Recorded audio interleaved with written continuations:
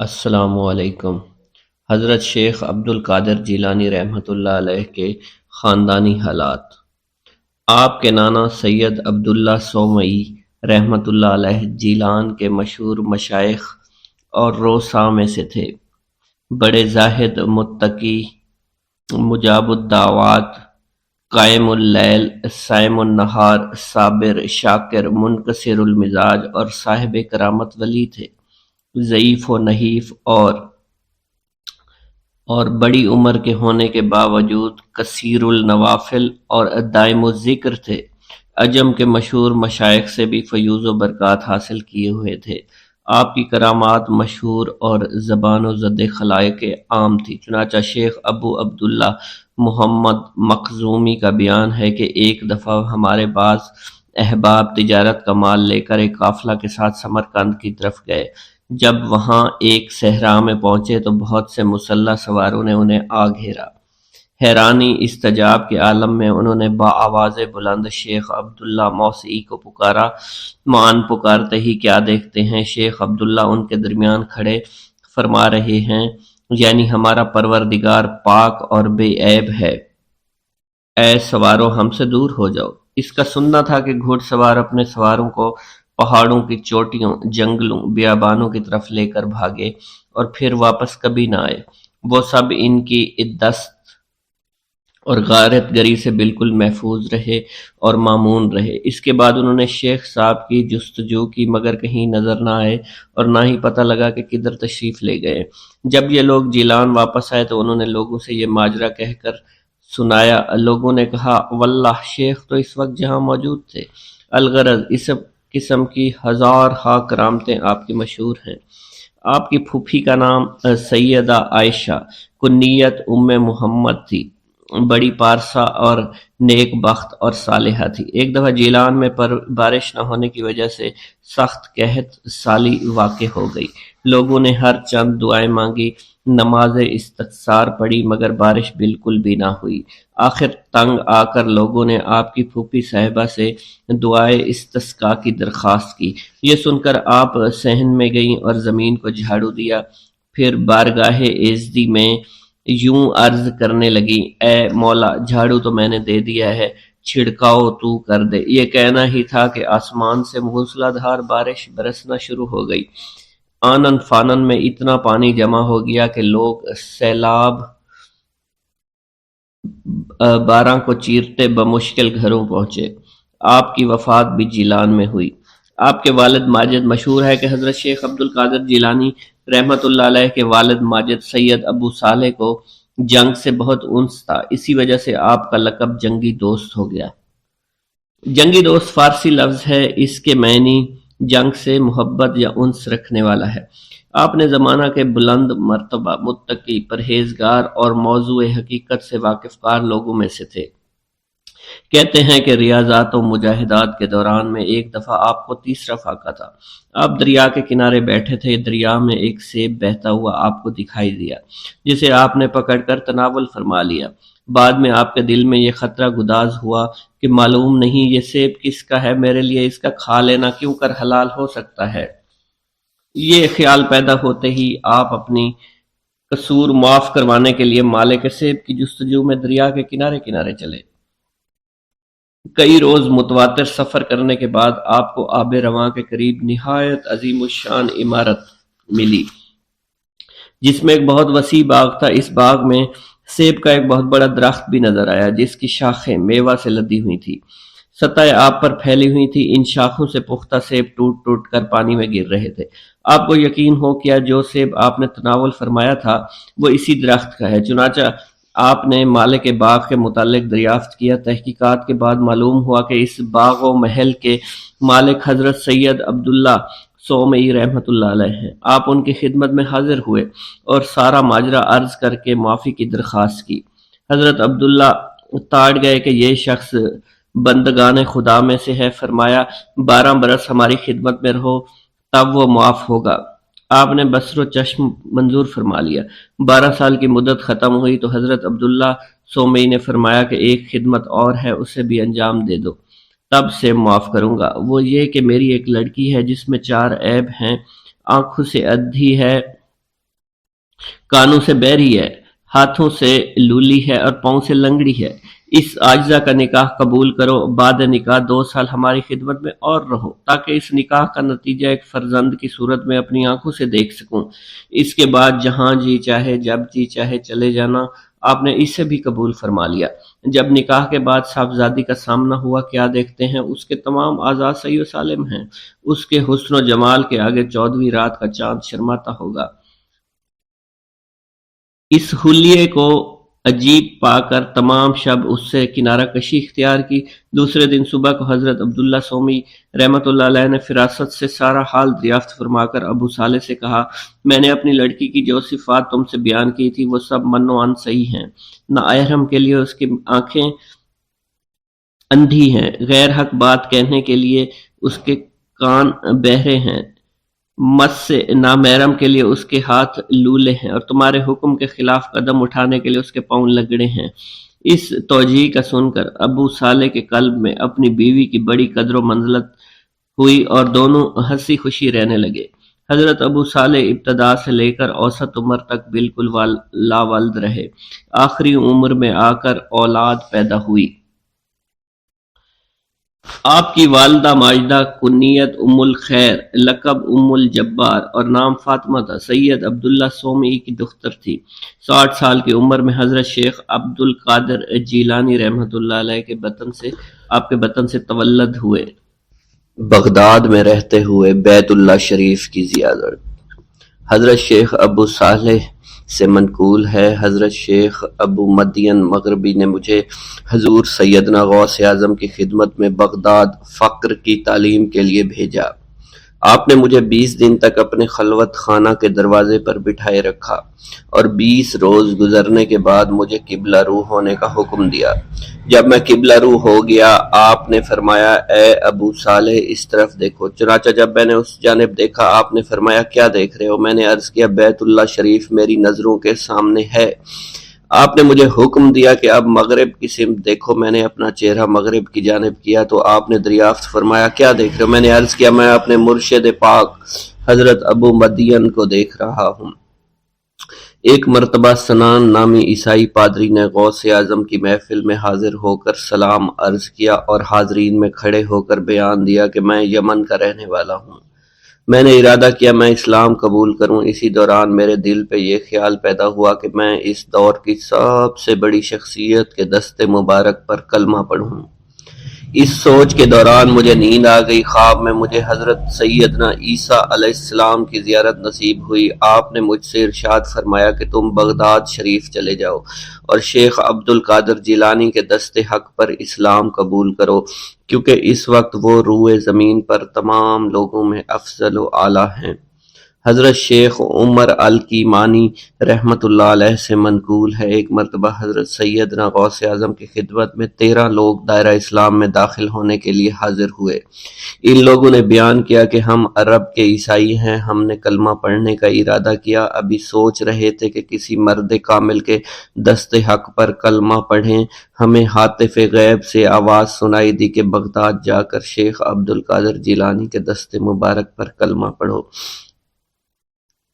حضرت ابو الحسن علی سے منقول ہے، فرماتے ہیں ایک مرتبہ ایک جماعت کثیر کے ہمراہ حضرت سیدنا غوث اعظم کی زیارت باسعادت کے لیے روانہ ہوا۔ اسی دوران بے شمار لوگ میرے پاس آتے رہے، اپنی مشکلات کے حل کے لیے مجھ سے کہتے رہے، میں حضور سیدنا غوث اعظم سے ان کی سفارش کروں گا۔ حضرت ابو الحسن علی بن ملاعب القواس فرماتے ہیں رستے میں ایک بد اخلاق لڑکا بھی ہمارے قافلے میں شامل ہو گیا۔ مجھے اس کا علم تھا کہ یہ اکثر و بیشتر ناپاک رہتا ہے اور بول و براز کے بعد استنجا بھی نہیں کرتا۔ حسن اتفاق کے حضور سیدنا غوث اعظم سے بھی رستہ میں ملاقات ہو گئی۔ حضرت ابو الحسن علی فرماتے ہیں میں نے حضور سیدنا غوث اعظم کی خدمت میں لوگوں کے پیغامات پہنچائے اور پھر مجھ سمیت میرے ساتھ تمام موجودہ لوگوں نے آپ کے ہاتھ مبارک کو ازراہ عقیدت چومنا شروع کر دیا۔ وہ فرماتے ہیں جب اس بد اخلاق لڑکے نے حضور صلی اللہ علیہ وسلم، حضور سیدنا غوث اعظم رحمۃ اللہ علیہ کا ہاتھ مبارک چوما تو بے ہوش ہو کر زمین پر گر پڑا۔ جب اس کو ہوش آیا تو اس کے چہرہ پر داڑھی نمودار ہو چکی تھی اور اس نے آپ کے دست حق پر توبہ کی، پھر اس کا شمار نیکوں میں ہوا۔ حضرت شیخ زین الدین فرماتے ہیں میں نے حضور سیدنا غوث اعظم سے علم حاصل کیا۔ اللہ عز و جل نے مجھے 1 سال میں اتنا علم دیا کہ دوسروں کو وہ علم 20 سال میں بھی نصیب نہ ہوا ہوگا۔ میں نے آپ سے مصر جانے کی اجازت طلب کی تو آپ نے فرمایا دمشق پہنچ کر غازیوں کو مصر میں داخل ہونے کے لیے تیار پائے گا تاکہ اس پر قابض ہو جائیں، مگر ان سے کہنا وہ ہرگز کامیاب نہیں ہوں گے، ہاں دوسری مرتبہ وہ ضرور کامیاب ہوں گے۔ حضرت شیخ زین الدین فرماتے ہیں جب میں دمشق پہنچا میں نے وہی حال پایا۔ آپ نے بیان فرمایا میں نے ان سے کہا تو وہ نہ رکے۔ جب میں مصر پہنچا میں نے خلیفہ کو ان کو مقابلے کے لیے تیار کیا۔ میں نے خلیفہ سے کہا گھبراؤ نہیں، تم کامیاب ہو جاؤ گے۔ جب غازی مصر پہنچے تو ان کو شکست ہوئی۔ شیخ زین الدین فرماتے ہیں خلیفہ نے مجھے اپنا ندیم خاص مقرر کر دیا اور اپنے ہر راز سے مجھے واقفیت دے دی۔ پھر دوسری مرتبہ غازی آئے، انہوں نے مصر پر قبضہ کر لیا۔ مجھے حضور سیدنا غوث اعظم کے قول کے مطابق ہر ایک سے 1.5 لاکھ دینار ملے۔ مجھے مصر میں ہر خاص و عام میں مقبولیت حاصل ہو چکی تھی اور بے شمار لوگ میرے واعظ سے مستفیض ہونے لگے تھے۔ حضرت سیدنا غوث اعظم شیخ عبد القادر جیلانی کی خدمت میں ایک عورت حاضر ہوئی، آپ سے دعا کی درخواست کی کہ اس کے ہاں اولاد ہو۔ آپ نے مراقبہ میں جا کر لوح محفوظ کا مشاہدہ کیا تو وہاں لکھا تھا اس عورت کی قسمت میں اولاد نہیں ہے۔ آپ نے اللہ کے حضور اس کے لیے دعا فرمائی، غیب سے ندا آئی اس کے ہاں اولاد نہیں، آپ اس کے حق میں دعا جاری رکھیں، یہاں تک کہ غیب سے آپ کو ندا آئی کہ ہم نے آپ کی دعا کی بدولت اس کو 7 لڑکے عطا فرمائے۔ چنانچہ اس عورت کے ہاں یکے بعد دیگرے 7 لڑکوں کی دعا کی پیدائش ہوئی۔ حضرت شیخ ابو الخیر منقول ہے فرماتے ہیں میں شیخ ابو حسن اور شیخ خلیل بن احمد اور شیخ ابو عبداللہ کی خدمت میں حاضر تھے۔ آپ نے فرمایا تم سب اپنی اپنی حاجات بیان کرو، میں انشاءاللہ تمہاری حاجات پوری کروں گا۔ شیخ ابو سعود نے کہا کہ میں ترک دنیا اختیار کرنا چاہتا ہوں۔ شیخ ابو قائد نے کہا میں مجاہدے کی قوت چاہتا ہوں۔ شیخ ابوالزاز نے کہا کہ میں خوف الہی چاہتا ہوں۔ شیخ فارسی نے کہا اللہ کے ساتھ میرا ایک حال ہے جسے میں کھو بیٹھا میں چاہتا ہوں کہ میرا وہ حال لوٹ آئے۔ شیخ جمیل نے کہا میں حفظ وقت چاہتا ہوں۔ شیخ عمر نے کہا کہ میں علم کی زیادتی چاہتا ہوں۔ حضرت شیخ ابو الخیر محفوظ فرماتے ہیں حضور سیدنا غوث اعظم نے فرمایا انشاءاللہ تم سب کی حاجات جلدی پوری ہوں گی۔ چنانچہ آپ کا قول پورا ہوا اور تمام لوگوں کی حاجات پوری ہوئی ماں سوائے شیخ خلیل کے، کیونکہ حضرت شیخ خلیل نے قطبیت مانگی تھی جس کا ابھی وقت نہیں آیا تھا۔ حضرت ابو سعود فرماتے ہیں حضرت شیخ حماد دباس کی خدمت میں حاضر ہو کر عرض کیا حضور میں ملک شام کی جانب مال تجارت لے کر جانا چاہتا ہوں اور میرا یہ قافلہ تیار ہے، میرے پاس 700 دینار کا مال ہے۔ حضرت شیخ حماد دباس نے فرمایا اگر تم اس سال سفر کرو گے تو تم سفر میں ہی قتل کر دیے جاؤ گے اور تمہارا تمام مال و اسباب لوٹ لیا جائے گا۔ حضرت حماد باز کی بات سن کر وہ تاجر حضور سیدنا غوث اعظم کی خدمت میں حاضر ہوا اور حضرت حماد باز کی بات بیان کر دی۔ آپ نے فرمایا کہ تم سفر پر جاؤ، میں تمہارا ضامن ہوں۔ آپ کا فرمان سن کر وہ سامان تجارت لے کر شام پہنچا۔ اپنا تمام مال فروخت کرنے کے بعد وہ تاجر اپنے کسی کام سے حلب گیا، وہاں ایک مقام پر اس نے 1000 دینار رکھ دیا اور حلب میں اپنی قیام گاہ پر واپس آ گیا۔ اس نے خواب میں دیکھا عرب بتوؤں نے ایک قافلہ لوٹا ہے، قافلہ کے کئی آدمیوں کو قتل کیا ہے جس میں وہ شامل ہے۔ اس کے بعد وہ بیدار ہوا، گھبرا کر اس جگہ پہنچا جہاں اس نے 1000 دینار رکھے تھے، اس کے دینار وہیں پر رکھے اس کو مل گئے۔ دینار لے کر واپس قیام گاہ پہنچا، بغداد شریف واپس جانے کی تیاری شروع کر دی۔ جب وہ تاجر بغداد شریف واپس پہنچا تو پہلے حضرت حماد باز کی خدمت میں حاضر ہوا تو آپ نے فرمایا کہ تم پہلے حضور سیدنا غوث اعظم کی خدمت میں حاضر ہوا، کیونکہ وہ محبوب سبحانی ہیں، انہوں نے اللہ کے حضور تمہارے لیے 70 مرتبہ دعا مانگی، یہاں تک کہ تمہاری حقیقت کو خواب میں بدل دیا گیا۔ وہ تاجر آپ کی خدمت میں حاضر ہوا اور آپ نے حضرت حماد باس کی بات کی تصدیق کی۔ بسم اللہ الرحمن الرحیم۔ حضور سیدنا غوث العظم حضرت سیدنا عبد القادر جیلانی رحمۃ اللہ علیہ فرماتے ہیں کہ احوال کے مشاہدہ اور کشف کے وقت اولیاء اللہ پر افعال خداوندی میں سے ایسی ایسی چیزوں کا ظہور ہوتا ہے جو عقلوں کو سلب کر لیتی ہے اور عادات و رسوم کو بکھیر دیتی ہے۔ حضور سیدنا غوث اعظم فرماتے ہیں کہ افعال خداوندی دو اقسام میں منقسم ہیں، نمبر ایک جلال، نمبر دو جمال۔ اللہ رب العزت اولیاء اللہ کے قلوب پر اپنی دونوں صفات کے ساتھ تجلی فرماتا ہے۔ جلال اس کا قہر ہے اور جمال اس کی رحمت ہے۔ مشاہدہ اور کشف کے بعد اولیاء اللہ دور سے دیکھتے اور سنتے ہیں، انبیاء کرام کی ارواح کی زیارت نصیب ہوتی ہے، ملائکہ اور انبیاء سے کلام کی سعادت حاصل ہوتی ہے، اور یہ سب امور عقل اور عادات و رسوم کے خلاف ہیں۔ جس وقت اللہ کی تجلی قلوب پر ظاہر ہوتی ہے تو اس وقت قلوب میں سرور طاری ہو جاتا ہے۔ اللہ عز و جل ان کے ساتھ بہترین کلام فرماتا ہے، ان کو مختلف انواع و منازل کی بشارت دیتا ہے، اور انہیں وہ منازل نصیب ہوتی ہیں کیونکہ ابتدا سے ہی قلم نے ان چیزوں کو ان کے حق میں لکھ دیا ہے۔ اولیاء اللہ کے لیے عظمت اور جلال خوف کر دینے والا ڈر ہے اور قلب پر ایسا غلبہ لاتا ہے جس کا اثر بدن کے اعضاء پر بھی ظاہر ہوتا ہے۔ حضور نبی کریم صلی اللہ علیہ وسلم سے مروی ہے، خوف شدید کے باعث نماز کے دوران میں آپ کے سینہ مبارک سے ہانڈی کے ابلنے جیسی آواز سنی جاتی تھی، کیونکہ نماز میں آپ کو اللہ عز و جل کا جلال نظر آتا تھا اور آپ پر عظمت الہیہ کا انکشاف ہوتا تھا۔ اللہ عز و جل کے مشاہدہ کے وقت اولیاء اللہ کو جو بشارتیں ہوتی ہیں وہ حقیقت میں ان پر فضل طاری ہوتا ہے اور فضل خداوندی کا ظہور ہو رہا ہوتا ہے۔ جب تک سالک اپنی ہستی میں فانی نہیں ہوتا، ذات حق کے ساتھ باقی نہیں ہو سکتا۔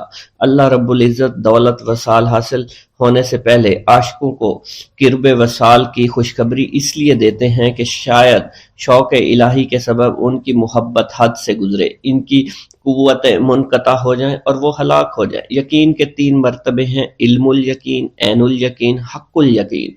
علم الیقین کے مرتبہ پر فائز ہونے پر سالک کو اس راز کا علم ہو جاتا ہے کہ محبوب حقیقی عالم کی صورت میں جلوہ نما ہے، اور حضور نبی کریم صلی اللہ علیہ وآلہ وسلم اس شاہد لم یزلی کے لیے مرت نامہ ہے۔ پھر جب سالک ترقی کی منازل طے کرتا ہے تو وہ عین الیقین کے مرتبہ پر فائز ہو جاتا ہے، جس سے مراد یہ ہے کہ محبوب حقیقی حضور نبی کریم کی زیارت سے مشرف ہونے لگتا ہے اور اس کا یقین وحدت الوجود پر پختہ ہو جاتا ہے، اور پھر اسے بیداری میں بھی حضور نبی کریم کی حضوری کی سعادت نصیب ہوتی ہے۔ پھر سالک عین الیقین کی منازل طے کر کے حق الیقین کی منازل پر فائز ہوتا ہے اور اس کے قلب پر حقیقت محمد صلی اللہ علیہ وسلم کا ظہور ہوتا ہے۔ حضور سیدنا غوث اعظم حضرت سیدنا عبد القادر جیلانی رحمۃ اللہ علیہ فرماتے ہیں، اے سالک، تیرا حقیقی مقصد صرف اللہ ہے، یعنی تو اس جہان فانی میں صرف معرفت الہی کا شکار کھیلنے کے لیے آیا ہے، کیونکہ ارشاد باری تعالیٰ ہے پس اللہ کی طرف دوڑو۔ سالک کے لیے اس کا مقصود نہ آخرت ہے نہ دنیا، بلکہ اس کا مقصود صرف اور صرف اللہ عز و جل ہے اور نفس ہے، یعنی سالک اور اللہ کے درمیان حجاب نفس ہے۔ نفس سے مراد نفسانی خواہش ہیں، اور جب انسان اللہ عز و جل اور حضور نبی کریم کی اطاعت چھوڑ کر دنیاوی لذات شہوات میں مشغول ہو جاتا ہے تو اللہ عز و جل اس سے دور ہو جاتے ہیں۔ انسان دو چیزوں کا مجموعہ ہے، بدن اور روح۔ اگر نفس کو غذا دی جائے تو بدن موٹا ہو جاتا ہے اور روح لاغر ہو جاتی ہے، اگر روح کو غذا دی جائے اور نفس کے ساتھ مجاہدہ کیا جائے تو اس سے روح موٹی تازی ہو جاتی ہے اور جسم لاغر ہو جاتا ہے۔ ارشاد باری تعالیٰ ہے، میں نے جن و انس کو اپنی عبادت کے لیے پیدا کیا ہے تاکہ وہ مجھے پہچانے۔ نفس اللہ کی ضد ہے اور اس کا دشمن ہے، یعنی وہ شخص جو اپنی نفسانی خواہش کی پیروی کرتا ہے وہ اللہ کے حکم کی عدولی کر رہا ہوتا ہے۔ ایک مرتبہ دریائے دجلہ میں سیلاب آ گیا۔ دریا کی طغیانی کی شدت کی وجہ سے لوگ پریشان حالت میں حضور سیدنا غوث اعظم شیخ سید عبد القادر جیلانی رحمۃ اللہ علیہ کی خدمت میں حاضر ہوئے۔ آپ نے اپنا عصائے مبارک پکڑا ہوا تھا اور دریائے دجلہ کے کنارے پہنچ کر عصائے مبارک کو زمین میں گاڑ دیا اور فرمایا، اے دریا بس رک جا۔ آپ کا فرمانا تھا کہ دریا کی طغیانی کم ہو گئی۔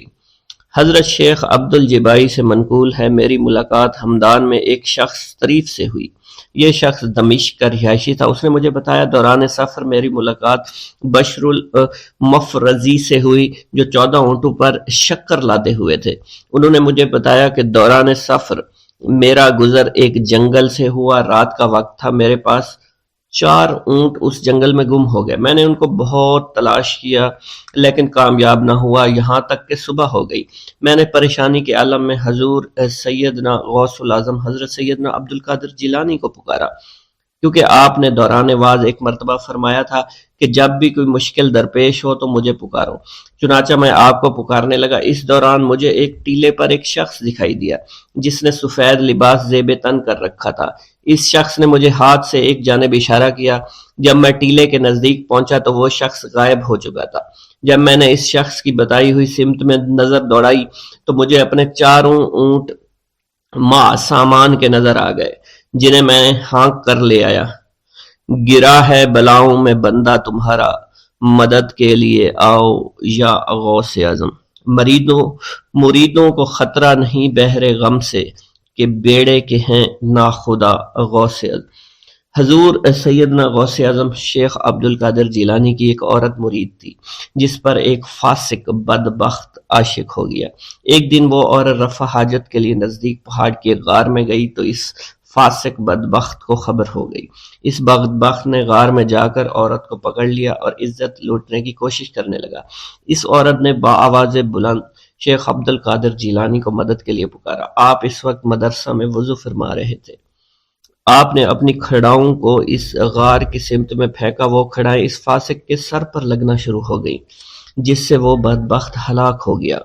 وہ عورت آپ کی کھڑائیں لے کر آپ کی خدمت میں حاضر ہوئی اور حاضرین محفل کے سامنے سارا ماجرا بیان کر دیا۔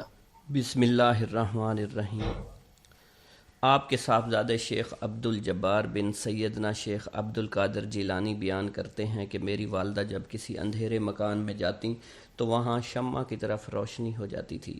ایک دفعہ ایک موقع پر میرے والد ماجد آئے، جب روشنی پر آپ کی نظر پڑی تو روشنی ختم ہو گئی۔ آپ نے ان سے فرمایا یہ روشنی شیطان کی تھی، اس لیے میں نے اسے خاموش کر دیا۔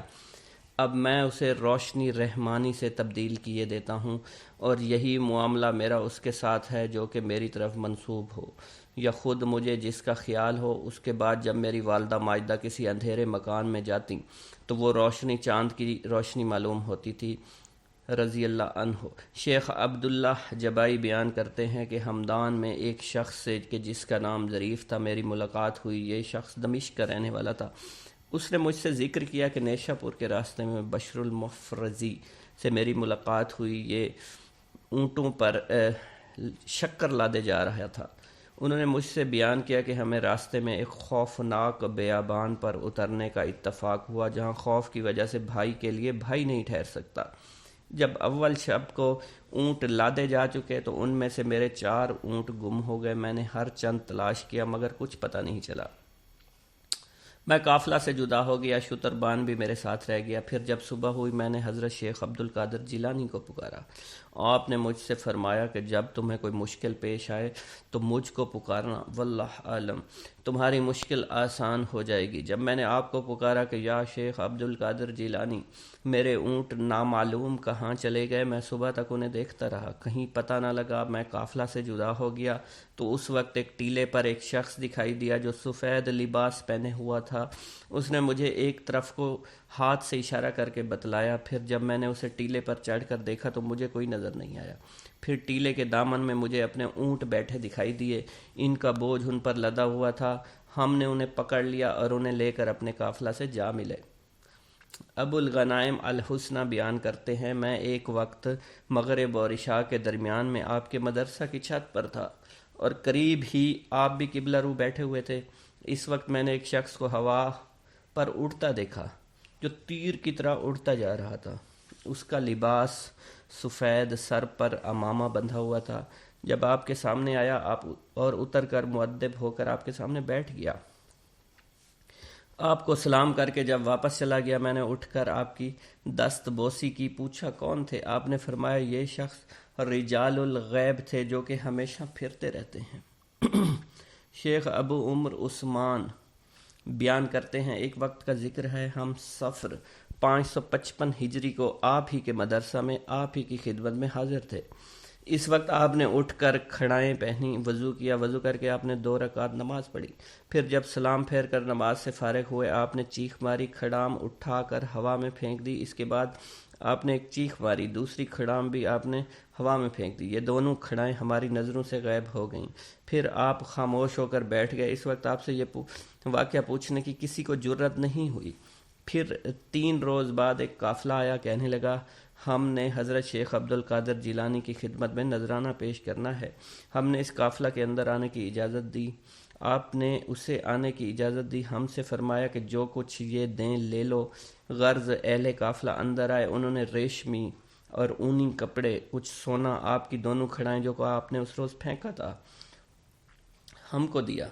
پھر ہم نے باہر آ کر ان سے دریافت کیا یہ تمہیں کہاں ملی؟ انہوں نے بیان کیا کہ تیسری سفر کو ہم جا رہے تھے، راستے میں ہم کو بدوؤں نے آ کر لوٹ لیا، ہمارے قافلے سے بہت سے لوگوں کو مار ڈالا، ایک طرف جا کر ہمارا مال تقسیم کر رہے تھے، اسی وقت ہم نے کہا کہ ان قزاقوں کے ہاتھ سے بچ کر صحیح و تندرست رہیں تو ہم اپنے مال میں سے شیخ عبد القادر جیلانی کا حصہ نکالیں گے۔ ہم یہ کہہ رہے تھے، ہم نے 2 بڑی بڑی چیخیں سنی جنہوں نے سارے بیابان کو ہلا دیا اور جس سے یہ تمام قزاق ہیبت زدہ ہو گئے۔ ہم سمجھے کہ کوئی شخص آ رہا ہے جو ان سے بھی مال کو چھین کر لے جائے گا۔ اتنے میں یہ ہمارے پاس آئے، کہنے لگے کہ آؤ تم اپنا مال اٹھا لو اور دیکھو ہمارا کیا حال ہو گیا ہے۔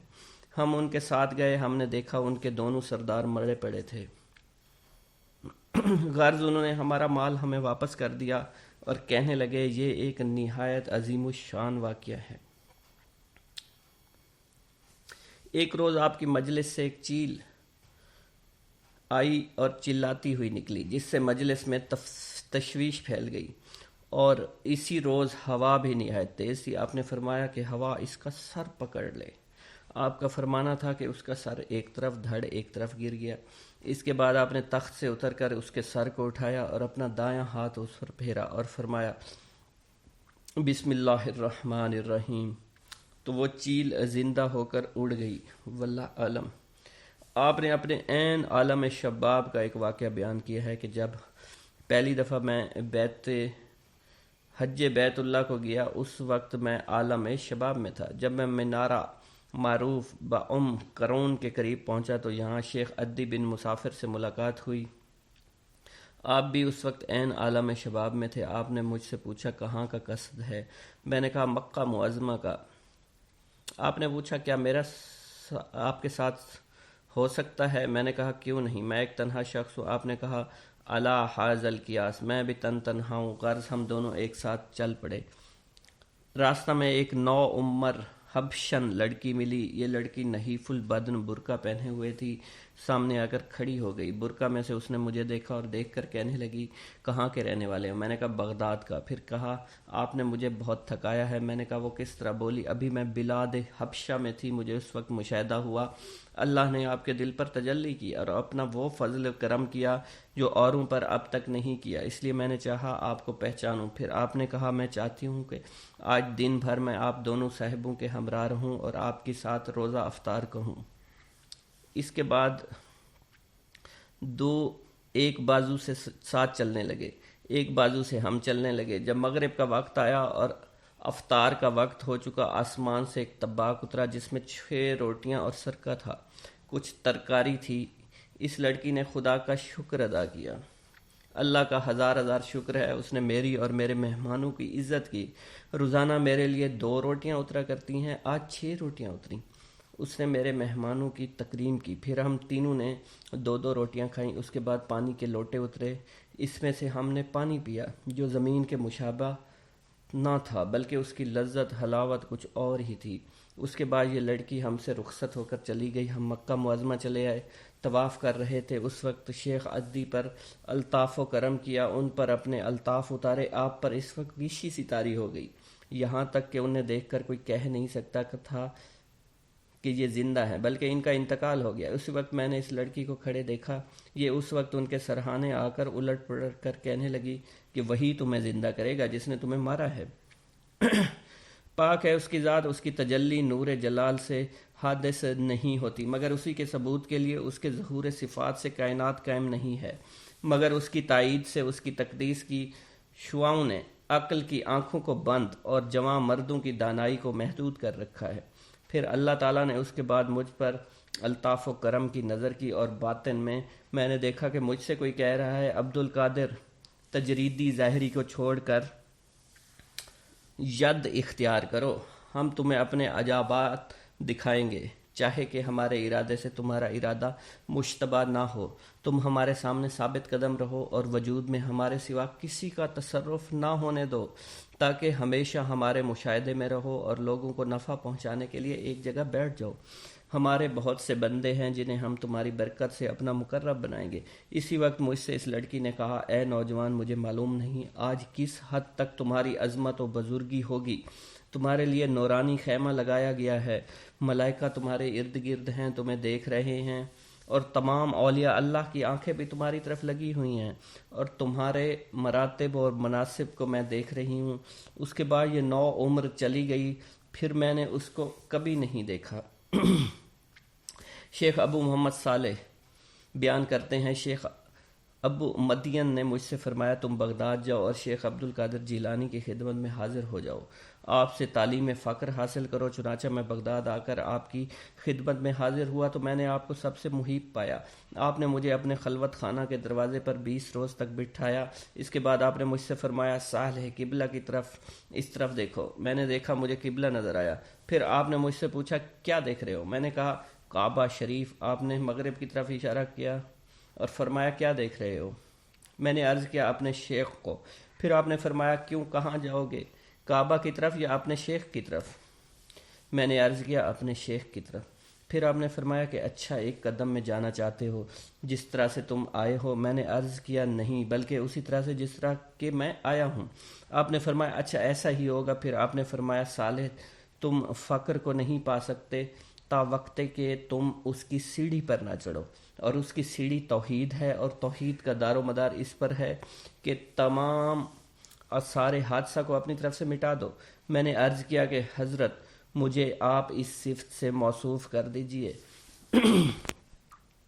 آپ نے ایک نظر میری طرف دیکھا تو میرے دل سے تمام جذبات ارادہ کے جدا ہو گئے، جس طرح کہ شب دن سے جدا ہو جاتی ہے۔ اب تک میں آپ کی اسی توجہ سے لوگوں کو مستفید کرتا ہوں۔ شیخ عمر بزاز نے بیان کیا، میں ایک روز آپ کی خدمت میں بیٹھا تھا، اس وقت آپ نے مجھ سے فرمایا فرزند من، اپنی پشت کو بلی کے گرنے سے بچاؤ۔ میں نے اس وقت اپنے جی میں کہا کہ چھت میں کوئی روزن تو ہے نہیں، میرے اوپر بلی کہاں سے گرے گی؟ میں نے اپنا یہ کلام پورا نہیں کیا تھا، ایک بلی میری پشت پر گر گئی۔ آپ نے میرے سینہ پر اپنے دستے مبارک مارا تو میرا دل روشن سورج کی طرح روشن ہو گیا۔ اس وقت مجھ پر تجلیات الہی ہونے لگی، اور اب روز بروز نور ترقی پاتا ہے۔ بسم اللہ الرحمن الرحیم۔ حضرت شیخ عبد القادر جیلانی رحمۃ اللہ علیہ کے والد ماجد حضرت سید ابو صالح کو جنگی دوست کہا جاتا تھا۔ ان کو یہ لقب کیوں پڑا؟ حضرت سید ابو صالح کو جنگ سے بہت زیادہ انس تھا، تبھی آپ کا لقب جنگی دوست ہوا کرتا تھا۔ جنگی دوست فارسی لفظ ہے جس کے معنی جنگ سے انس رکھنے والا ہے۔ آپ نے اپنے زمانہ کے بلند مرتبہ متقی اور پرہیزگار اور موضوع حقیقت سے واقف کار لوگوں میں سے تھے۔ کہتے ہیں کہ ریاضت و مجاہدات کے دوران ایک دفعہ آپ کو تیسرا فاقہ تھا۔ آپ دریا کے کنارے بیٹھے تھے کہ دریا میں ایک سیب بہتا ہوا دکھائی دیا، جسے آپ نے پکڑ کر تناول فرما لیا۔ بعد میں آپ کے دل میں یہ خطرہ گزرا کہ معلوم نہیں کس کا سیب تھا اور میں نے اس کو کیوں کر کھا لیا، میرے لیے اس کے کھا لینا کیوں کر حلال ہو سکتا ہے۔ یہ خیال پیدا ہوتے ہی آپ اپنا قصور معاف کرانے کے لیے مالک سیب کی جستجو میں دریا کے کنارے کنارے چلے۔ غرض اس دریا کے کنارے کئی روز کے متواتر سفر کے بعد آپ کو آب رواں کے قریب ایک نہایت عظیم الشان عمارت ملی جس میں ایک بہت وسیع باغ تھا۔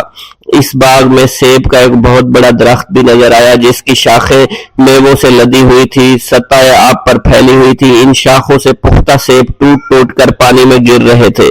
آپ کو یقین ہو گیا کہ جو سو سیب آپ نے تناول فرمائے ہیں یہ اسی کا درخت ہے۔ چنانچہ آپ نے مالک باغ کے متعلق دریافت کیا۔ تحقیقات کے بعد معلوم ہوا کہ اس باغ و محل کے مالک حضرت سید عبداللہ صومعی رحمۃ اللہ علیہ ہیں۔ آپ ان کی خدمت میں حاضر ہوئے اور سارا ماجرا عرض کر کے معافی کی درخواست طلب کی۔ حضرت عبداللہ تاڑ گئے کہ یہ شخص بندگان خدا میں سے ہے۔ فرمایا 12 برس ہماری خدمت میں رہو تب وہ معاف ہوگا۔ آپ نے بصر و چشم منظور فرما لیا۔ 12 سال کی مدت ختم ہوئی تو حضرت عبداللہ صومعی نے فرمایا ایک خدمت اور ہے اسے بھی انجام دے لو تب سے معاف کروں گا۔ وہ یہ ہے کہ میری ایک لڑکی ہے جس میں 4 عیب ہیں، آنکھوں سے اندھی ہے، کانوں سے بہری ہے، ہاتھوں سے لجی ہے اور پاؤں سے لنگڑی ہے۔ اس عاجزہ کا نکاح قبول کرو اور بعد نکاح 2 سال ہماری خدمت میں رہو تاکہ اس نکاح کا نتیجہ ایک فرزند کی صورت میں اپنی آنکھوں سے دیکھ لو۔ اس کے بعد جہاں جی چاہے چلے جانا۔ آپ نے اسے قبول فرما لیا۔ جب نکاح کے بعد صاحبزادی کا سامنا ہوا تو کیا دیکھتے ہیں اس کے تمام اعضاء صحیح و سالم ہیں۔ اس کے حسن و جمال کے آگے 14ویں رات کا چاند بھی شرماتا ہوگا۔ آپ نے اس کو خلاف حلیہ پا کر تمام شب اس سے کنارہ کشی اختیار کی۔ دوسرے دن صبح کو حضرت عبداللہ صومعی رحمۃ اللہ علیہ نے فراست سے سارا حال دریافت فرمایا۔ ابو صالح کو کہا میں نے اپنی لڑکی کو جو صفات تم سے بیان کی تھی وہ سب منو ان صحیح ہے۔ نامحرم کے لیے اس کی آنکھیں اندھی ہیں، غیر حق بات سننے کے لیے اس کے کان بہرے ہیں، نامحرم کے لیے اس کے ہاتھ لجے ہیں اور تمہارے حکم کے خلاف قدم اٹھانے کے لیے اس کے پاؤں لنگڑے ہیں۔ اس توجیہ کو سن کر حضرت ابو صالح جنگی دوست نے اپنی بیوی کی بڑی قدر و منزلت آپ کے دل میں پیدا ہوئی اور دونوں باخوشی رہنے لگے۔ حضرت ابو صالح جنگی دوست کو جنگ سے بے حد رغبت تھی، اس لیے آپ کا نام جنگی دوست مشہور ہو گیا۔ اس توجیہ کو سن کر حضرت ابی صالح جنگی دوست کے قلب میں اپنی بیوی کی بہت قدر و منزلت ہوئی اور ہنسی خوشی رہنے لگے۔ حضرت ابو صالح ابتدا سے لے کر اوسط عمر تک بالکل لاولد رہے۔ آخری عمر میں آ کر اولاد پیدا ہوئی۔ آپ کی والدہ ماجدہ کی کنیت ام الخیر تھی، لقب ام الجبار، نام فاطمہ تھا۔ سید عبداللہ صومعی کی دختر تھی۔ 60 سال کی عمر میں حضرت شیخ عبد القادر جیلانی آپ کے بطن سے تولد ہوئے۔ شیخ عبداللہ جبائی بیان کرتے ہیں کہ ایک وقت میں کتاب کلیت الاولیاء ابن ناصر کو سنا رہا تھا کہ اسی اثنا میں مجھے رکت ہوئی اور خیال ہوا کہ میں مخلوق سے قطع تعلق کر کے گوشہ نشینی اختیار کروں اور عبادت الہی کرتا رہوں۔ میں اسی غرض سے حضرت شیخ عبد القادر جیلانی کی خدمت میں آیا، آپ کے پیچھے نماز پڑھی۔ جب آپ نماز سے فارغ ہوئے تو میں آپ کے سامنے ہو کر بیٹھ گیا۔ آپ نے مجھے دیکھ کر فرمایا تم مخلوق سے قطع تعلق کرنا چاہتے ہو مگر ابھی نہیں، اول تم علم حاصل کرو، مشائخ طریقت کی خدمت میں رہ کر ان سے ادب اور سلوک سیکھو تو تمہیں اس وقت مخلوق سے انقطاع کرنا جائز ہوگا۔ اگر تم اس سے پہلے گوشہ نشینی اختیار کرو گے تو تمہاری مثال مرغ بے پر کی ہوگی۔ جب تمہیں کوئی دینی مشکل پیش ہوگی تو اس کو پوچھنے کے لیے باہر نکلو گے۔ گوشہ نشین ایسا شخص ہونا چاہیے جو کہ شمع کی طرح روشن ہو تاکہ لوگ اس کی نورانی روشنی سے فائدہ اٹھا سکیں۔ شیخ عبد العباس الخضر نے بیان کیا ہے کہ ہم کئی لوگ ایک شب کو حضرت شیخ عبد القادر جیلانی کے مدرسہ میں حاضر تھے۔ خلیفۃ المستجب باللہ ابو المظفر یوسف بن المختصہ امر اللہ آپ کی خدمت میں حاضر ہوا اور سلام کر کے آپ کے سامنے مؤدب ہو کر بیٹھ گیا۔ خلیفہ موصوف اس وقت آپ سے نصیحت کرنے کی غرض سے آیا اور اپنے ساتھ 10 تھیلیاں زر نقد بھروا لایا۔ یہ تھیلیاں خلیفہ موصوف نے آپ کے سامنے پیش کی۔ آپ نے ان کو لینے سے انکار کر دیا۔ خلیفہ موصوف نے آپ سے اصرار کیا کہ آپ اسے قبول فرما لیں مگر آپ نے اس کے اصرار سے صرف 2 عدد ہی تھیلیاں اٹھائیں اور اپنے دائیں اور بائیں ہاتھ پر آپ نے ان تھیلیوں کو رکھا اور دونوں ہاتھوں سے نچوڑ دیا تو اس میں سے خون ٹپکنے لگا۔ آپ نے خلیفہ سے فرمایا کہ تم خدائے تعالیٰ سے نہیں شرماتے؟ لوگوں کا خون کر کے تم اس مال کو میرے پاس لائے ہو۔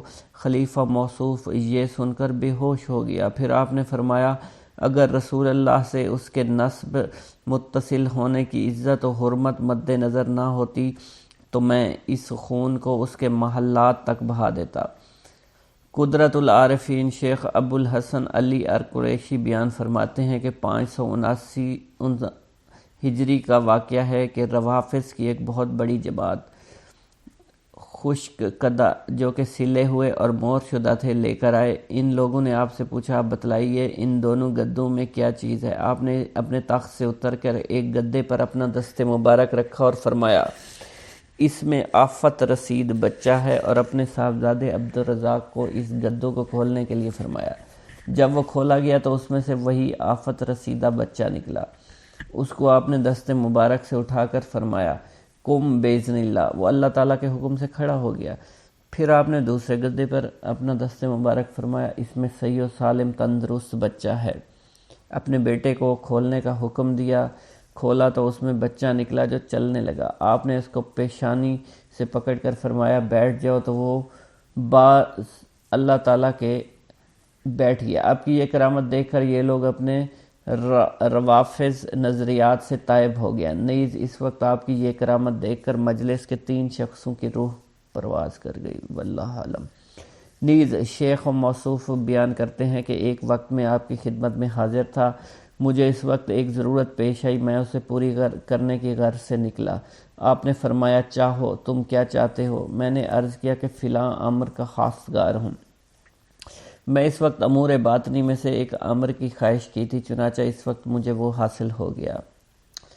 آپ کے رکابدار ابو العباس احمد بن محمد القریشی بغدادی بیان کرتے ہیں کہ ایک روز آپ سواری پر جامعہ منصوری تشریف لے گئے۔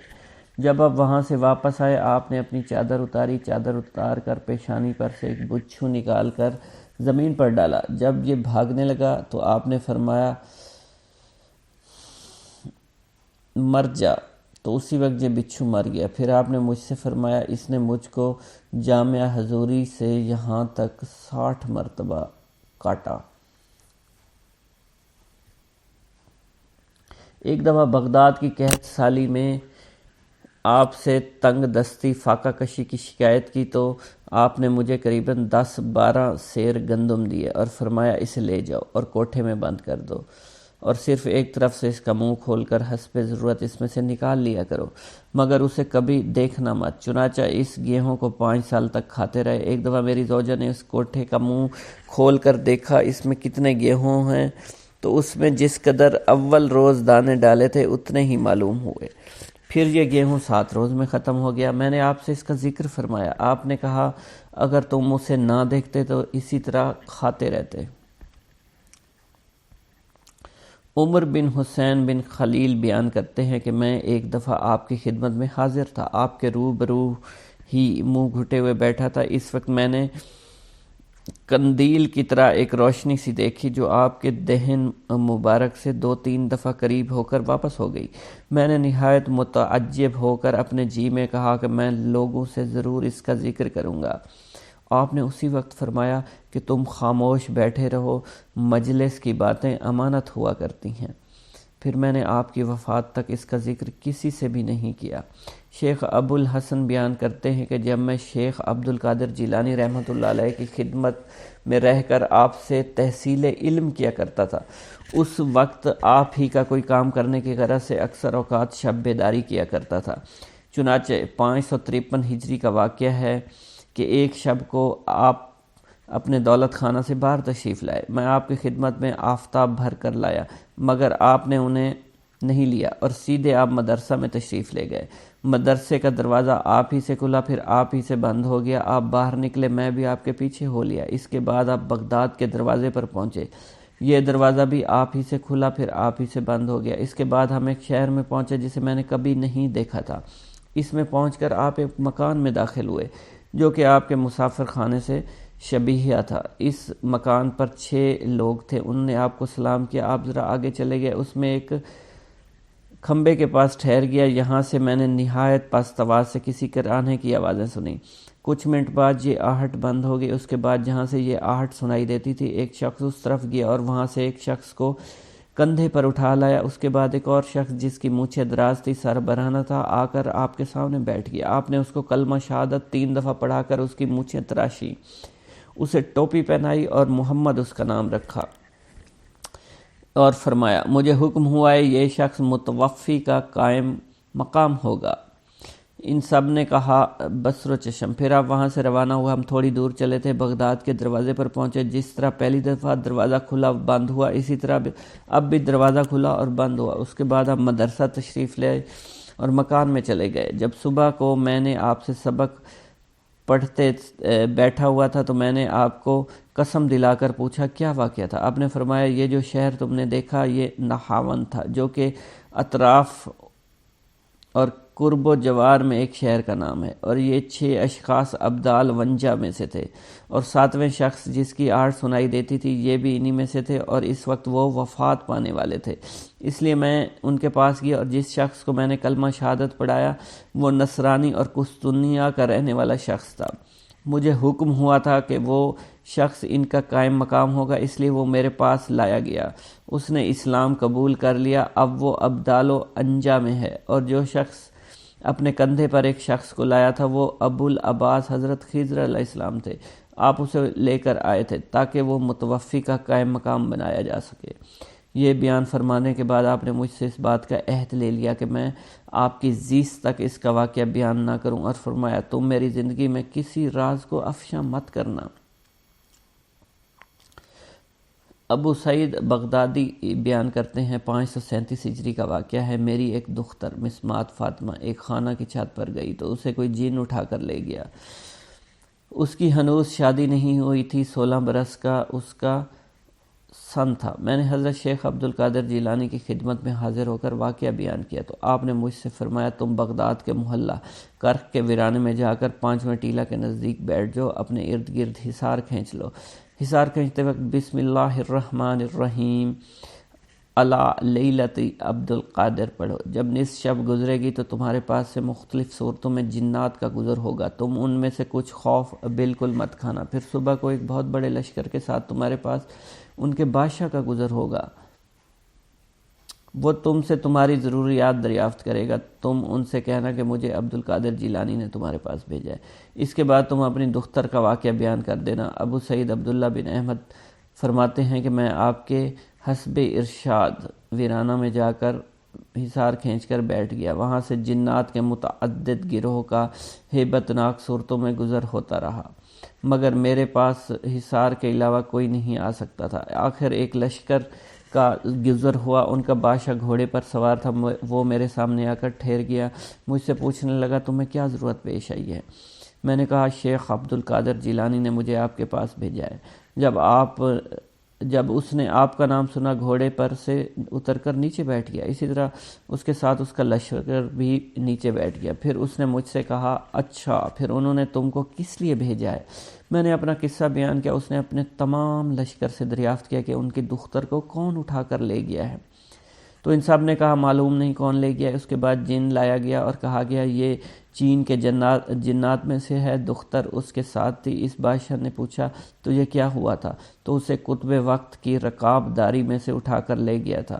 اس نے کہا کہ یہ دختر مجھے اچھی لگی تھی اس لیے میں اس کو اٹھا کر لے گیا۔ بادشاہ نے اس کا کلام سنتے ہی اس کی گردن اڑا ڈالی اور لڑکی کو میرے حوالے کر دیا۔ اس کے بعد میں نے بادشاہ سے کہا آج کے سوا مجھے آپ لوگوں کا حضرت شیخ عبد القادر جیلانی کی تابعداری کرنا معلوم نہ تھا۔ تو وہ کہنے لگا کہ بے شک شیخ عبد القادر جیلانی ہم میں سے تمام سرکش لوگوں پر نظر رکھتے ہیں، اس لیے وہ آپ کے خوف سے بھاگ کر دور دراز مقام پر جا بسے، کیونکہ جب اللہ تعالیٰ کسی کو قطب وقت بنا دیتا ہے تو جن و انس دونوں پر اس کی حاکمیت بھی دیا کرتا ہے۔ بسم اللہ الرحمن الرحیم۔ حضور سیدنا غوث العظم حضرت سیدنا عبد القادر جیلانی رحمۃ اللہ علیہ فرماتے ہیں کہ احوال کے مشاہدہ اور کشف کے وقت اولیاء اللہ پر افعال خداوندی میں سے ایسی ایسی چیزوں کا ظہور ہوتا ہے جو عقلوں کو سلب کر لیتی ہے اور عادات و رسوم کو بکھیڑ دیتی ہے۔ حضور سیدنا غوث اعظم فرماتے ہیں کہ افعال خداوندی دو اقسام میں منقسم ہیں، نمبر 1 جلال، نمبر 2 جمال۔ اللہ رب العزت اولیاء اللہ کے قلوب پر اپنی دونوں صفات کے ساتھ تجلی فرماتا ہے۔ جلال اس کا قہر ہے اور جمال اس کی رحمت ہے۔ مشاہدہ اور کشف کے بعد اولیاء اللہ دور سے دیکھتے اور سنتے ہیں، انبیاء کرام کی ارواح کی زیارت نصیب ہوتی ہے، ملائکہ اور انبیاء سے کلام کی سعادت حاصل ہوتی ہے، اور یہ سب امور عقل اور عادات و رسوم کے خلاف ہیں۔ جس وقت اللہ کی تجلی قلوب پر ظاہر ہوتی ہے تو اس وقت قلوب میں سرور طاری ہو جاتا ہے۔ اللہ عز و جل ان کے ساتھ بہترین کلام فرماتا ہے، ان کو مختلف انواع و منازل کی بشارت دیتا ہے، اور انہیں وہ منازل نصیب ہوتی ہیں کیونکہ ابتدا سے ہی قلم نے ان چیزوں کو ان کے حق میں لکھ دیا ہے۔ اولیاء اللہ کے لیے عظمت اور جلال خوف کر دینے والا ڈر ہے اور قلب پر ایسا غلبہ لاتا ہے جس کا اثر بدن کے اعضاء پر بھی ظاہر ہوتا ہے۔ حضور نبی کریم صلی اللہ علیہ وسلم سے مروی ہے، خوف شدید کے باعث نماز کے دوران میں آپ کے سینہ مبارک سے ہانڈی کے ابلنے جیسی آواز سنی جاتی تھی، کیونکہ نماز میں آپ کو اللہ عز و جل کا جلال نظر آتا تھا اور آپ پر عظمت الہیہ کا انکشاف ہوتا تھا۔ اللہ عز و جل کے مشاہدہ کے وقت اولیاء اللہ کو جو بشارتیں ہوتی ہیں وہ حقیقت میں ان پر فضل طاری ہوتا ہے اور فضل خداوندی کا ظہور ہو رہا ہوتا ہے۔ جب تک سالک اپنی ہستی میں فانی نہیں ہوتا، ذات حق کے ساتھ باقی نہیں ہو سکتا۔ اللہ رب العزت دولت وصال حاصل ہونے سے پہلے عاشقوں کو قرب وصال کی خوشخبری اس لیے دیتے ہیں کہ شاید شوق الہی کے سبب ان کی محبت حد سے گزرے، ان کی قوتیں منقطع ہو جائیں اور وہ ہلاک ہو جائیں۔ یقین کے 3 مرتبے ہیں، علم الیقین، عین الیقین، حق الیقین۔ علم الیقین کے مرتبہ پر فائز ہونے پر سالک کو اس راز کا علم ہو جاتا ہے کہ محبوب حقیقی عالم کی صورت میں جلوہ نما ہے، اور حضور نبی کریم صلی اللہ علیہ وآلہ وسلم اس شاہد لم یزلی کے لیے مرت نامہ ہے۔ پھر جب سالک ترقی کی منازل طے کرتا ہے تو وہ عین الیقین کے مرتبہ پر فائز ہو جاتا ہے، جس سے مراد یہ ہے کہ محبوب حقیقی حضور نبی کریم کی زیارت سے مشرف ہونے لگتا ہے اور اس کا یقین وحدت الوجود پر پختہ ہو جاتا ہے، اور پھر اسے بیداری میں بھی حضور نبی کریم کی حضوری کی سعادت نصیب ہوتی ہے۔ پھر سالک عین الیقین کی منازل طے کر کے حق الیقین کی منازل پر فائز ہوتا ہے اور اس کے قلب پر حقیقت محمد صلی اللہ علیہ وسلم کا ظہور ہوتا ہے۔ حضور سیدنا غوث اعظم حضرت سیدنا عبد القادر جیلانی رحمۃ اللہ علیہ فرماتے ہیں، اے سالک، تیرا حقیقی مقصد صرف اللہ ہے، یعنی تو اس جہان فانی میں صرف معرفت الہی کا شکار کھیلنے کے لیے آیا ہے، کیونکہ ارشاد باری تعالیٰ ہے پس اللہ کی طرف دوڑو۔ سالک کے لیے اس کا مقصود نہ آخرت ہے نہ دنیا، بلکہ اس کا مقصود صرف اور صرف اللہ عز و جل ہے اور نفس ہے، یعنی سالک اور اللہ کے درمیان حجاب نفس ہے۔ نفس سے مراد نفسانی خواہش ہیں، اور جب انسان اللہ عز و جل اور حضور نبی کریم کی اطاعت چھوڑ کر دنیاوی لذات شہوات میں مشغول ہو جاتا ہے تو اللہ عز و جل اس سے دور ہو جاتے ہیں۔ انسان 2 چیزوں کا مجموعہ ہے، بدن اور روح۔ اگر نفس کو غذا دی جائے تو بدن موٹا ہو جاتا ہے اور روح لاغر ہو جاتی ہے، اگر روح کو غذا دی جائے اور نفس کے ساتھ مجاہدہ کیا جائے تو اس سے روح موٹی تازی ہو جاتی ہے اور جسم لاغر ہو جاتا ہے۔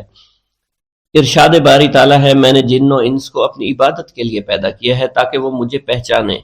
نفس اللہ کی ضد ہے اور اس کا دشمن ہے، یعنی وہ شخص جو اپنی نفسانی خواہش کی پیروی کرتا ہے وہ اللہ کے حکم کی عدولی کر رہا ہوتا ہے۔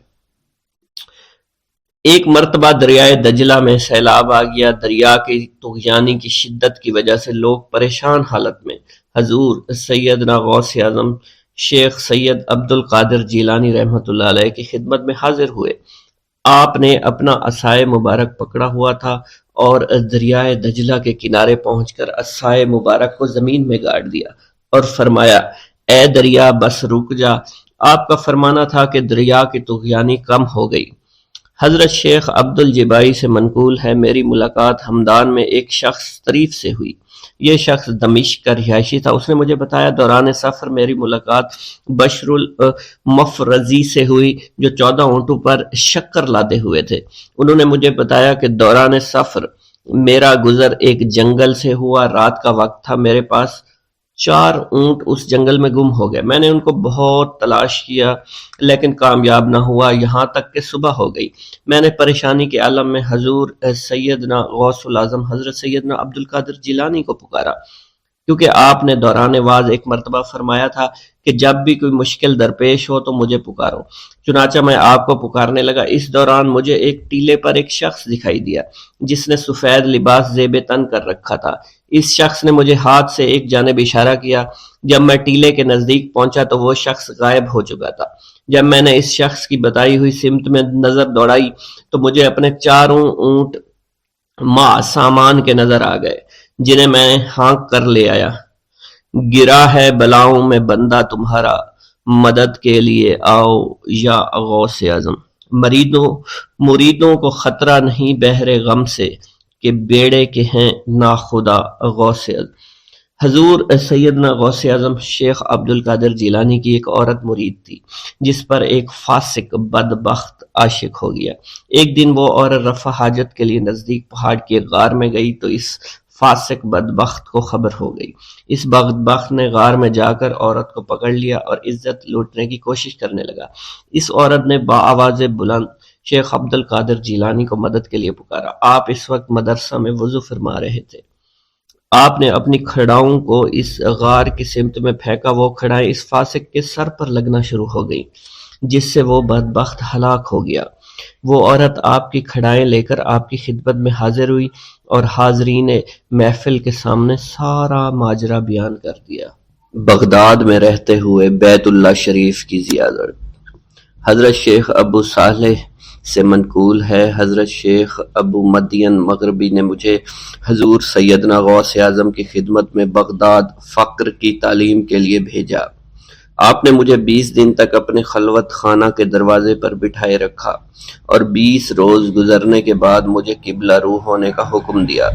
جب میں قبلہ رو ہو گیا آپ نے فرمایا اے ابو صالح اس طرف دیکھو۔ چنانچہ جب میں نے اس جانب دیکھا آپ نے فرمایا کیا دیکھ رہے ہو؟ میں نے عرض کیا بیت اللہ شریف میری نظروں کے سامنے ہے۔ آپ نے مجھے حکم دیا کہ اب مغرب کی سمت دیکھو۔ میں نے اپنا چہرہ مغرب کی جانب کیا تو آپ نے دریافت فرمایا کیا دیکھ رہے ہو؟ میں نے عرض کیا میں اپنے مرشد پاک حضرت ابو مدین کو دیکھ رہا ہوں۔ ایک مرتبہ سنان نامی عیسائی پادری نے غوث اعظم کی محفل میں حاضر ہو کر سلام عرض کیا اور حاضرین میں کھڑے ہو کر بیان دیا کہ میں یمن کا رہنے والا ہوں۔ میں نے ارادہ کیا میں اسلام قبول کروں۔ اسی دوران میرے دل پہ یہ خیال پیدا ہوا کہ میں اس دور کی سب سے بڑی شخصیت کے دست مبارک پر کلمہ پڑھوں۔ اس سوچ کے دوران مجھے نیند آ گئی۔ خواب میں مجھے حضرت سیدنا عیسیٰ علیہ السلام کی زیارت نصیب ہوئی۔ آپ نے مجھ سے ارشاد فرمایا کہ تم بغداد شریف چلے جاؤ اور شیخ عبد القادر جیلانی کے دست حق پر اسلام قبول کرو، کیونکہ اس وقت وہ روئے زمین پر تمام لوگوں میں افضل و اعلیٰ ہیں۔ حضرت شیخ عمر الکیمانی رحمۃ اللہ علیہ سے منقول ہے ایک مرتبہ حضرت سیدنا غوث اعظم کی خدمت میں 13 لوگ دائرہ اسلام میں داخل ہونے کے لیے حاضر ہوئے۔ ان لوگوں نے بیان کیا کہ ہم عرب کے عیسائی ہیں، ہم نے کلمہ پڑھنے کا ارادہ کیا، ابھی سوچ رہے تھے کہ کسی مرد کامل کے دست حق پر کلمہ پڑھیں، ہمیں ہاتف غیب سے آواز سنائی دی کہ بغداد جا کر شیخ عبد القادر جیلانی کے دست مبارک پر کلمہ پڑھو۔ حضرت ابو الحسن علی سے منقول ہے، فرماتے ہیں ایک مرتبہ ایک جماعت کثیر کے ہمراہ حضرت سیدنا غوث اعظم کی زیارت باسعادت کے لیے روانہ ہوا۔ اسی دوران بے شمار لوگ میرے پاس آتے رہے، اپنی مشکلات کے حل کے لیے مجھ سے کہتے رہے میں حضور سیدنا غوث اعظم سے ان کی سفارش کروں گا۔ حضرت ابو الحسن علی بن ملاعب القواس فرماتے ہیں رستے میں ایک بد اخلاق لڑکا بھی ہمارے قافلے میں شامل ہو گیا۔ مجھے اس کا علم تھا کہ یہ اکثر و بیشتر ناپاک رہتا ہے اور بول و براز کے بعد استنجا بھی نہیں کرتا۔ حسن اتفاق کے حضور سیدنا غوث اعظم سے بھی رستہ میں ملاقات ہو گئی۔ حضرت ابو الحسن علی فرماتے ہیں میں نے حضور سیدنا غوث اعظم کی خدمت میں لوگوں کے پیغامات پہنچائے اور پھر مجھ سمیت میرے ساتھ تمام موجودہ لوگوں نے آپ کے ہاتھ مبارک کو ازراہ عقیدت چومنا شروع کر دیا۔ وہ فرماتے ہیں جب اس بد اخلاق لڑکے نے حضور صلی اللہ علیہ وسلم حضور سیدنا غوث اعظم رحمۃ اللہ علیہ کا ہاتھ مبارک چوما تو بے ہوش ہو کر زمین پر گر پڑا۔ جب اس کو ہوش آیا تو اس کے چہرہ پر داڑھی نمودار ہو چکی تھی اور اس نے آپ کے دست حق پر توبہ کی، پھر اس کا شمار نیکوں میں ہوا۔ حضرت شیخ زین الدین فرماتے ہیں میں نے حضور سیدنا غوث اعظم سے علم حاصل کیا۔ اللہ عز و جل نے مجھے 1 سال میں اتنا علم دیا کہ دوسروں کو وہ علم 20 سال میں بھی نصیب نہ ہوا ہوگا۔ میں نے آپ سے مصر جانے کی اجازت طلب کی تو آپ نے فرمایا دمشق پہنچ کر غازیوں کو مصر میں داخل ہونے کے لیے تیار پائے گا تاکہ اس پر قابض ہو جائیں، مگر ان سے کہنا وہ ہرگز کامیاب نہیں ہوں گے، ہاں دوسری مرتبہ وہ ضرور کامیاب ہوں گے۔ حضرت شیخ زین الدین فرماتے ہیں جب میں دمشق پہنچا میں نے وہی حال پایا۔ آپ نے بیان فرمایا میں نے ان سے کہا تو وہ نہ رکے۔ جب میں مصر پہنچا میں نے خلیفہ کو ان کو مقابلے کے لیے تیار کیا۔ میں نے خلیفہ سے کہا گھبراؤ نہیں، تم کامیاب ہو جاؤ گے۔ جب غازی مصر پہنچے تو ان کو شکست ہوئی۔ شیخ زین الدین فرماتے ہیں خلیفہ نے مجھے اپنا ندیم خاص مقرر کر دیا اور اپنے ہر راز سے مجھے واقفیت دے دی۔ پھر دوسری مرتبہ غازی آئے، انہوں نے مصر پر قبضہ کر لیا۔ مجھے حضور سیدنا غوث اعظم کے قول کے مطابق ہر ایک سے 1.5 لاکھ دینار ملے۔ مجھے مصر میں ہر خاص و عام میں مقبولیت حاصل ہو چکی تھی اور بے شمار لوگ میرے واعظ سے مستفیض ہونے لگے تھے۔ حضرت سیدنا غوث اعظم شیخ عبد القادر جیلانی کی خدمت میں ایک عورت حاضر ہوئی، آپ سے دعا کی درخواست کی کہ اس کے ہاں اولاد ہو۔